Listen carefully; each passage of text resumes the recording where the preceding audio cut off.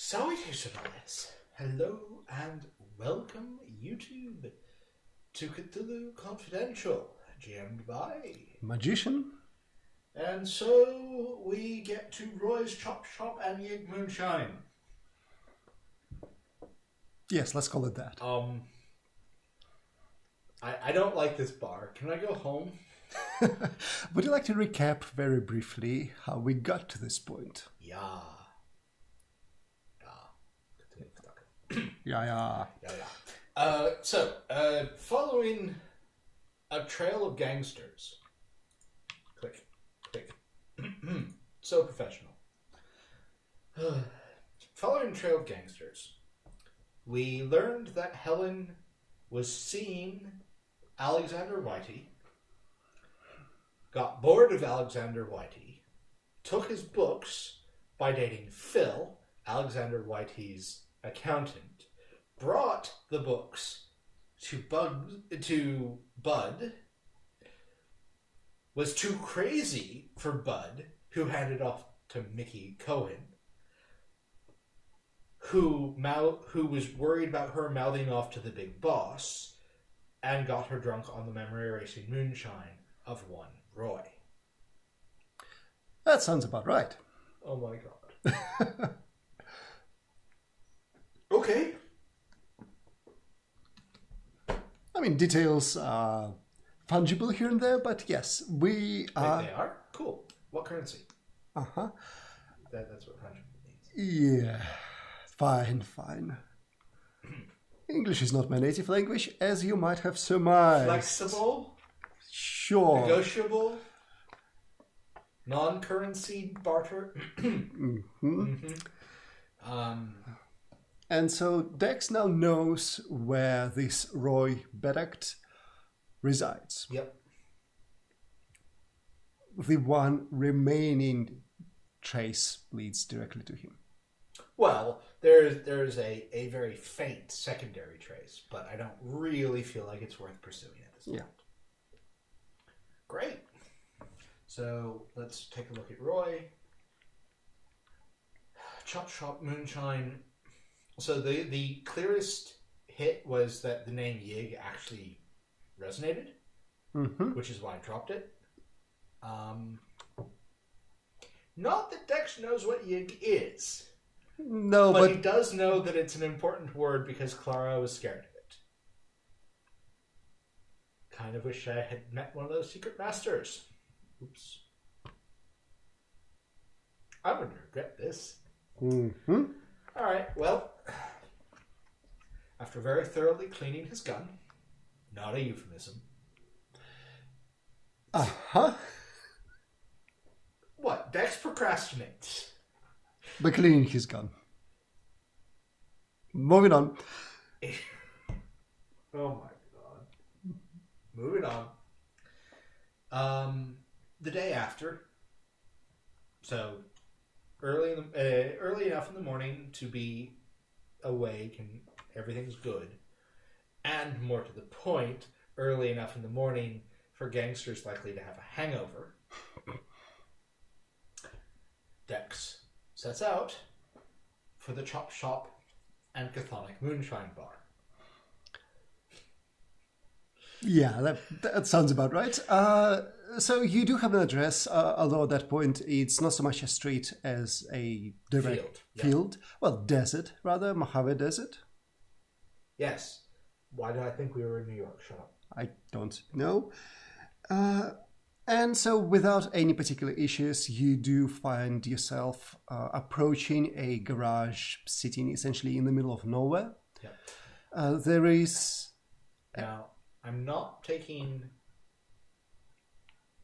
What's his face? Marshall.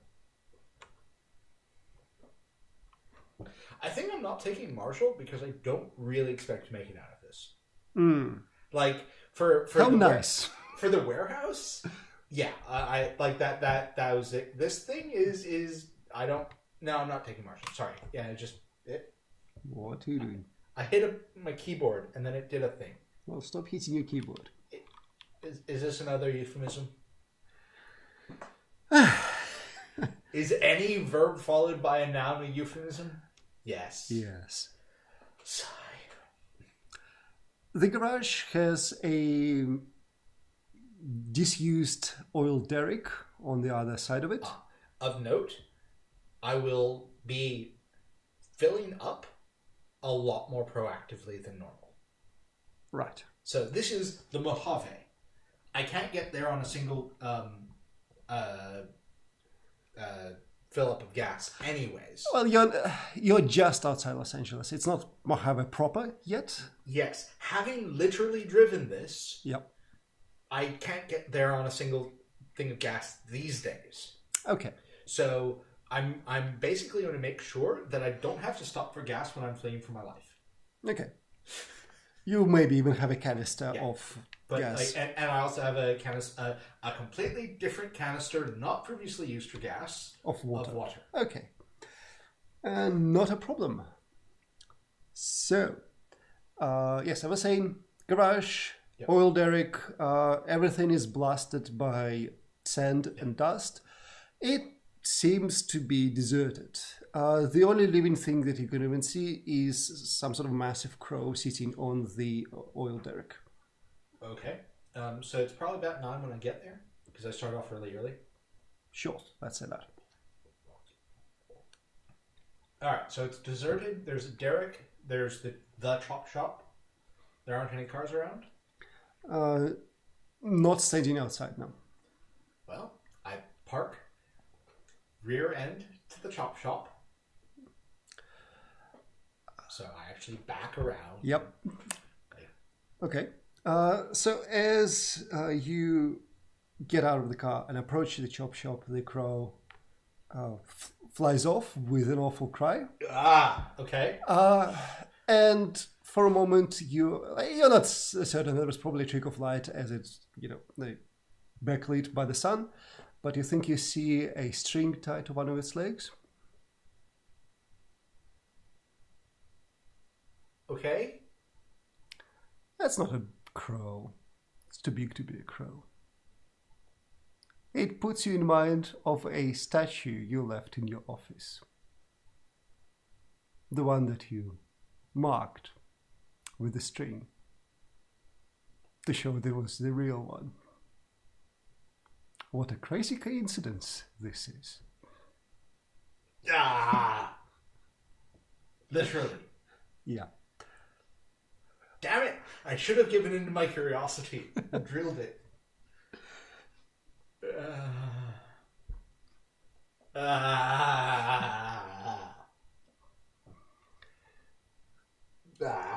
Well, there you are. The place is empty. This is literally doing my head in. I don't know why. Okay. In the sort of irreverencies that come to one in this sort of situation, Dex really hopes that he doesn't have to replace his window. Yes. It like that is really his first thought. Mm-hmm. It's like, okay, there's some sort of creepy blackbird statue with a string on top of an oil derrick that was in my... Oh no, I hope I don't have to replace my window.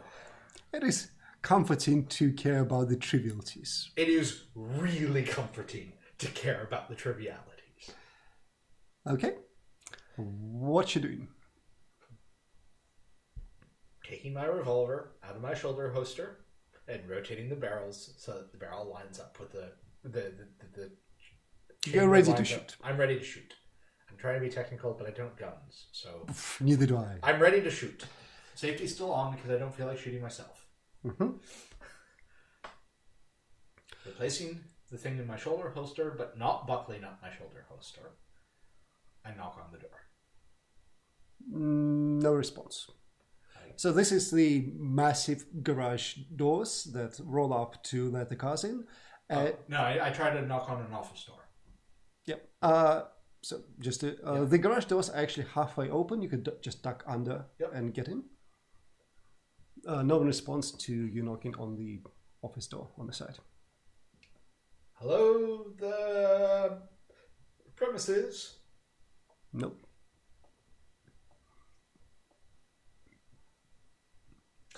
Dex, at this point, really regrets being curious. He goes in. Okay. Like, he's going to take a lap around the edges. Mm-hmm. Look at the, like, just scope out the place. Yeah. Look at that oil derrick bobbing up and down. It's not. Oh, it's dead. It's been dead for a while. Oh. I probably didn't find oil here. Yeah. He goes in. Inside the garage. So there is a table with something on it with a cloth draped over it in one corner. There is a half taken apart car in another, and there's a dented but mostly intact car as well. What you gonna examine first? The office. Well, the office is... So I'm going to follow the exact same pattern. So, superficial scan for anything that's obviously of danger. Okay, so also worth noting, it looks like there is a second floor, essentially living space. Yeah. So this is what I mean by superficial scan. Mm-hmm. Like, is anyone in that living space? Do you go in there first? So I look around. No one's in the office. No one's in the chop shop. No one's in the office. The office is... there's not even a table there. The owner clearly doesn't actually care to, document things. Yeah. Then, yes, before being nosy, we're going to go up to the living space and knock. You knock, no one responds. Are there any windows? They lead outside. You'd have to climb to the second store to be able to look in.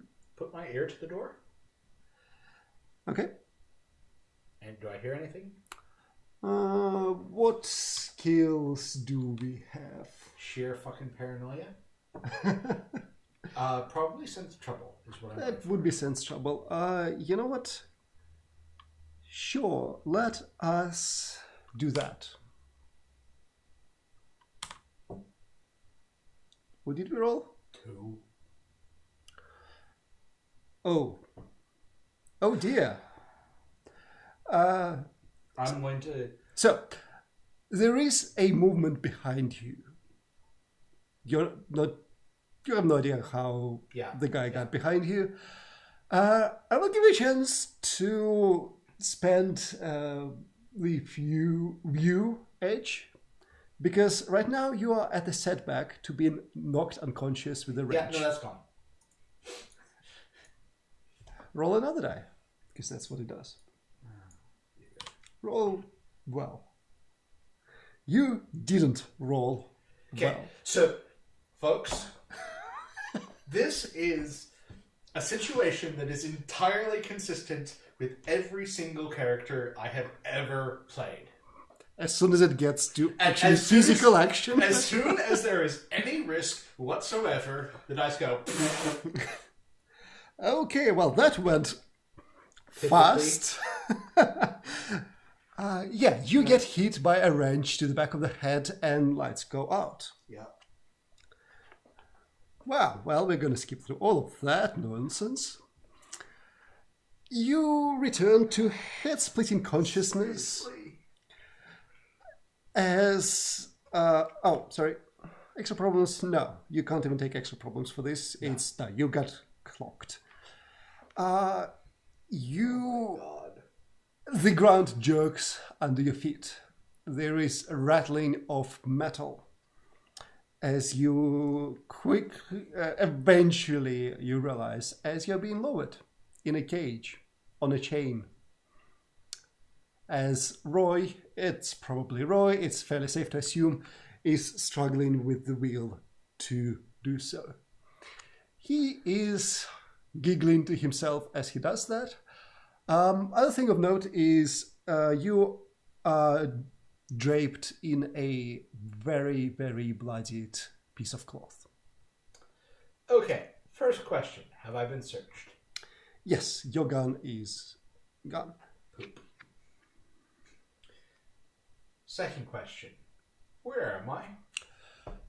You're in a hole in the ground. You are halfway through to being on the floor, which is a couple more meters below. Above, you can just about see the garage roof. Cool. I take off the bloody cape. I mean, the blood is actually quite fresh. You think it's mostly a day old. Great. Winch. Hello. Winch. Roy? Ah, hello there. I don't suppose we could have a coffee and talk about this like normal people. Just a moment. Almost done. What are you almost done with? Thud. The cage stops. He pokes his head over. What you want to talk about? Well, I was here to just have a little chat with you. Let's chat then. Oh, yeah, I figure we have a few minutes. A few minutes before what? Oh, before they come? What do you mean by they? Oh, you're about to find out. Fantastic. I don't suppose you know what the name Yig means? oh, of course I do. Fantastic. Could you tell me? Oh. What's she doing? Looking up the other name. Oh. Well, I mean, I'm not really his servant, you see, but I serve other sleeping powers. Oh, who do you serve? Oh, I'm really interested. Oh, look. You should maybe talk to me soon about this, but it's way too late for that now. Are you sure? Because I'm very interested. Oh, well, let's just say you're about to meet some of the divine beings. Let's call them that. Okay, so at this point, given that Dex's only prior referent is whatever Clara did with that whole Nodens thing, he's going to try to dig up whatever words of the ceremony that she was doing and start muttering them as if in prayer. Because... What else do you have to do? I don't have my gun. I'm in a cage. I mean, you can try to get some info out of Roy if you really cared to, but yeah. No. We're on death ground. Yes. As you look around, so it's not very well lit, but there's a whole ton of bones scattered around the cage. So while trying to pray to Nodens, I'm going to look around for anything that can be used as a bludgeon or a weapon or... You can just about reach a femur. Delightful. Mm-hmm. Something moves in the tunnels. Not really believing it, but... They're coming. Dex calls out, "In Nodens' name, stand back." The things in the tunnels move closer. They maybe took a second's pause. Maybe, you're not sure. And they come into the illuminated circle. They look like words. They look like a nightmarish cross between a human and a wolf and a monkey.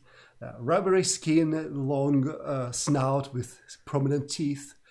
They bounce and joust with each other, and it just outside the circle of light, it's almost like they meld into one another as they bounce off each other. I will continue trying to repeat whatever Clara taught. The largest one bangs its head into the cage and stares at you. The others move around as well. Okay. They let out a bit of a growl. Roy's giggling. So you're faced with a face full of ghouls. Yup. I've got a femur and a completely clueless faith. Okay, well, you know what? I will give you a bonus to this roll for the completely clueless faith. It's not so much that Nodens actually helps you, it's you found something to hide behind. Some contextualization, yes. Yes, and so that will give you a +2 bonus. You really want to roll stability now and make it high.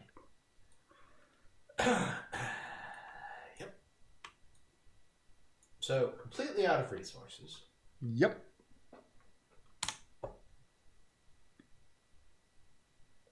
That was one die. I assume that didn't make it. Oh, no, we're still in the setback territory. So we're at 4. Yes, we are on 4. Actually, 4 is a hold. 6. Okay. So, you are so very much rattled, and you feel you are on the precipice of just giving in and screaming and screaming and screaming until your throat is dry. Yep. And you have no more scream left. Yep. But then you take a step back from it. Yep. These creatures, as menacing as they are, they're not really attacking you. They're not reaching through the cage. Okay.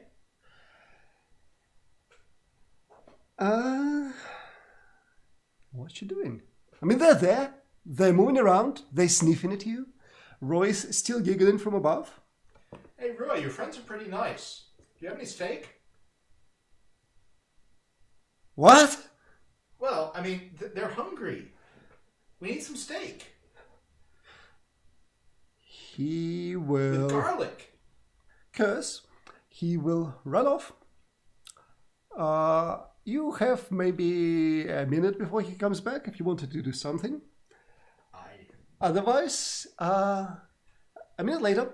Okay, so I've got a minute. I'm in a cage. Mm-hmm. Where's the door?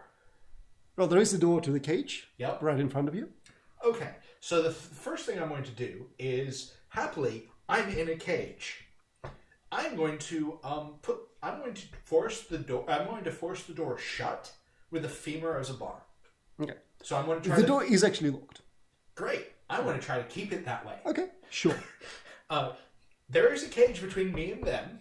I don't trust that lock. Okay, so you do that, and then with a wet, bloody splatter, a forearm lands, well, on the top of the cage, and then kind of bounces off it. Some of the blood gets on decks, but mostly just falls to the wayside. You forgot the garlic. The ghouls, this is what they are, we'll just call them that, snap at the arm and basically tear it apart. 2 of them that were the quickest, and it's gone. There's just blood and nothing else. It looks like they wanted mustard. Okay, so you are annoying him. Yep. Is this really smart? Nope. I have no other weapons save for my mouth. So, good news and bad news. Bad news. Bad news, Roy runs off and comes back. I put up the bloody shirt as a tarp. That's probably good, because he comes back with your gun. Great. There's a bloody shroud. Yeah, there's a bloody shroud, that's something. That was the bad news. The good news is the ghouls have actually moved a bit away from the cage, because you're not interesting. That is my objective, yes. I don't want to be interesting, no. No. However, you really want to do something, otherwise Roy will empty your entire magazine into the cage, and something will connect. Revolver. Yes, that. 6 shots. It is well polished and oiled, fuckers. I'm going to set up a decoy. Okay. My top coat is going to be in a corner, and it's going to look like it's huddling. Mm-hmm. I'm going to be in the other corner, and since the view is obscured by the shroud on the top of the cage, it looks like I'm in the opposite side of the cage. Okay. So we will go with, I think this is a stealth challenge. Thanks for that top coat. Hey! Higher than I've rolled today. Uh-huh. So give me a moment to figure out what the difficulty should be, because this is decidedly not in the scenario as it is written. Really? What? Jury rigging a decoy target for the crazy person? No, this is not part of the scenario. But that's cool.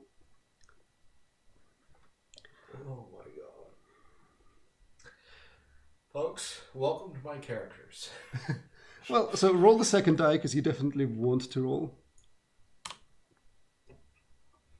6. Okay then, we are in the hold territory. Good enough for me. Yeah. You don't actually get shot. Shocking, I know. You get clipped. Yeah. You let out a yelp of pain. You would realistically get a problem card, but I don't really want to go looking for one right now. Yeah, all the bullets are spent. And Roy is now, you dead yet? Dex doesn't respond. Uh-huh. That's good. Okay, so I'm maintaining the fiction that I'm dead, so that he's going to haul me the fuck up, so that I can remonstrate with him with a femur. Good news and bad news on that front. Bad news.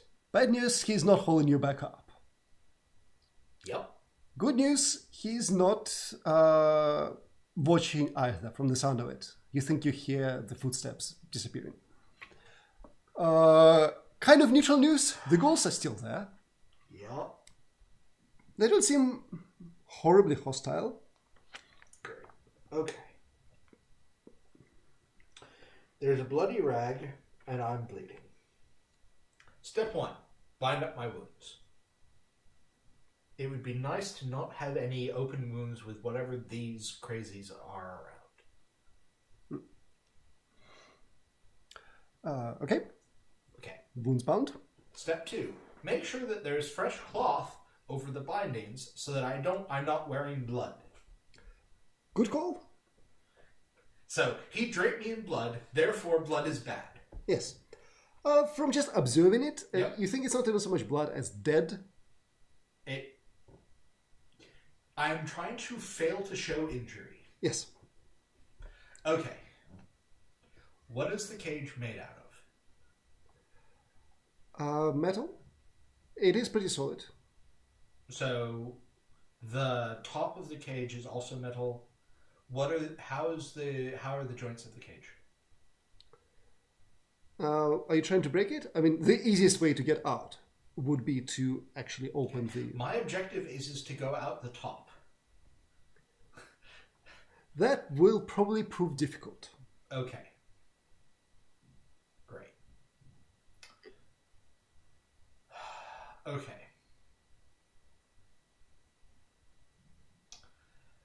I've got a big ball of bloody bandages and top coat and so on and so forth. Mm-hmm. I've got a femur, and I've got the door.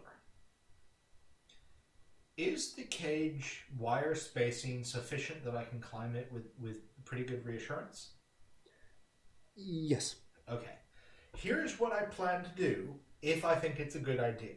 I plan to make the big ball of decaying cloth a decoy. Mm-hmm. I plan to jimmy the lock so that I can open it. My plan is to then throw the ball of bandages, or the cloth, bloody cloth, whatever, at such time as I'm also climbing the cage so that I can climb the cable that leads out of here. Okay, climbing the cage will be... That is my objective. I see no other routes out. Step 1, jimmying the lock. Okay, jimmying the lock doesn't even require a check. It's not really meant to prevent people from getting out. Takes you a minute. Second step.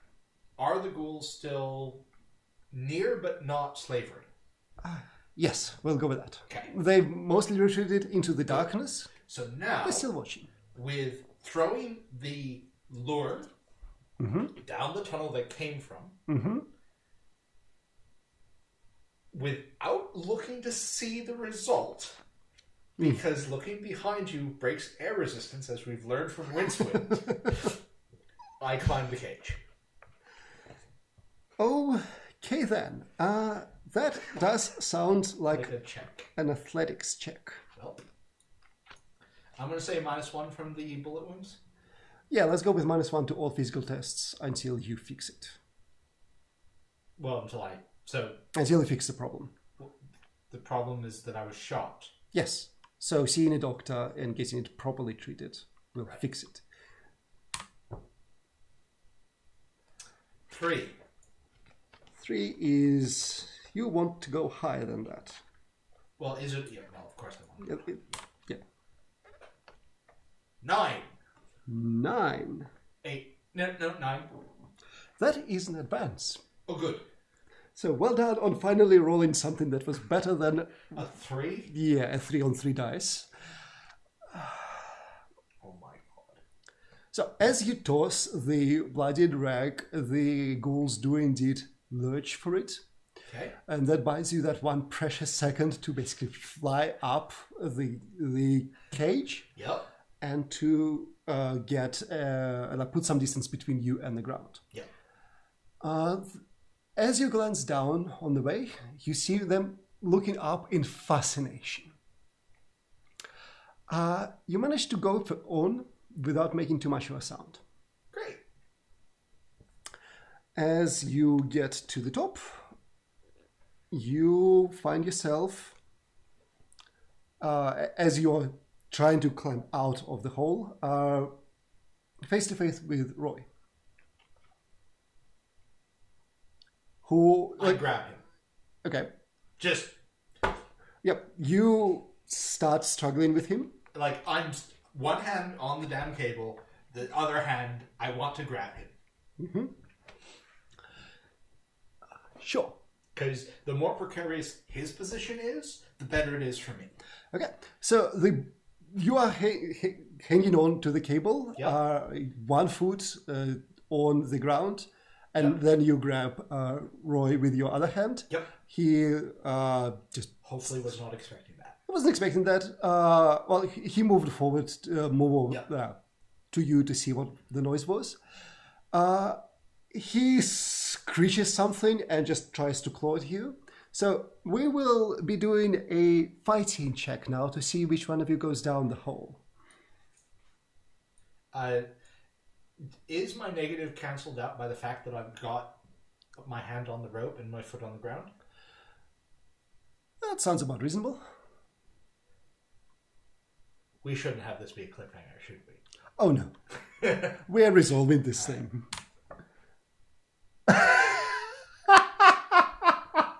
Roll the second die. Ladies and gentlemen, in case you're just listening to this, and I certainly wouldn't object to you, I just rolled a 1. Welcome to my luck. It is nothing if not consistent. This is the roll for the money. It is a 2. It is a 2. And there are no extra problems to hand out, and there are no resources for you to spend, and I think this is entirely too appropriate. As Roy digs his fingers, more by luck than by anything, into the wound on your arm, the arm that you're using to hold on to the cable. Yep. And you let go. I will give you 1... No, I won't. Nope. I rolled it. You rolled it. It was horrible. And you tumble down. And Roy just about holds on. So I unfortunately don't manage to keep a hold of him to at least take him down with me. No. With that roll, Not with that roll, you don't. No. You plummet down and you smash your back on the top of the cage. And then you thump on the ground. And the ghouls approach, and you find it's very hard to move. And you're still conscious, but you're paralyzed. And the last thing I see are their faces leaning over with giant leering grins, fangs and incisors. You may not be a corpse, but you're close enough for their taste. Hey folks, here's dinner. Uh-huh. And the last thing I see through that shaft of sunlight out the top, I assume it's open to the sun? Yep. is that damned black bird flying across. Yes. And fade to black. And fade to black. Well done. This was Cthulhu Confidential. And I got what I deserved. Yes, a series of very unfortunate events in the very last episode. Well done. You found the mystery. You mostly solved it. Hey folks, I was right. I'm glad I didn't bring Marshall. Yep. Okay, well, I think we'll wrap this episode up and do a debrief episode. Yep. Well, folks, I say... No, actually, today I say... Ave Caesar, morituri te salutant. Hail Caesar, we who are about to die salute you. Which is more of a greeting than a farewell, but also I shall say, Vale Dex. Ave Cthulhu. Yeah, right, good. Enough with the Latin. Bye, folks.